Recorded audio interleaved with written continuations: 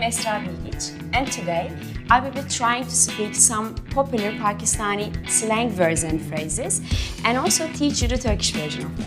My first slang word is genuine baat. Genuine baat. What does that mean? It means you said the right thing at the right moment. Doğru zamanda doğru yerde olmak. Boatala. Boatala is muazzam, harika, muhteşem. The next one is kıyasinay. Kıyasinay. Kıyasine. Ne haber dostum? Nasıl gidiyor? In Turkish. Sinonay. Sinone. Sinonhe. Can be iyi gidiyor. İyi. Her şey yolunda. Jobatay. Jobate. Aynen öyle. Jobate. Jobate.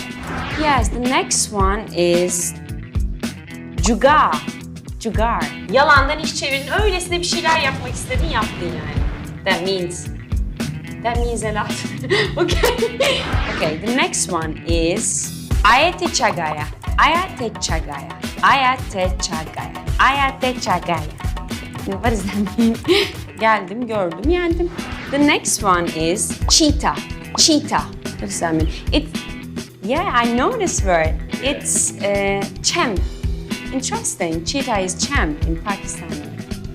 Interesting. Yeah, I like this word. It's my number one word. Cheetah. I want to say this word. Dünyaya anlat in Pakistan version of it. Dünya kabadato. Really? The first time? Yes! I did it.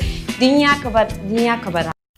नाजरीन एक मिनट रुकिए, कहीं आप वापस तो नहीं जा रहे। यकीन मानिए वीडियो बनाने में काफ़ी मेहनत दरकार होती है, तो आपसे सिर्फ इतनी ही रिक्वेस्ट है कि हमारी हौसला अफजाई के लिए चैनल को ज़रूर सब्सक्राइब कर दें, वीडियो को लाइक कर दिया करें और साथ ही साथ बेल वाले आइकन को ज़रूर प्रेस किया करें। शुक्रिया, खुदा हाफिज़।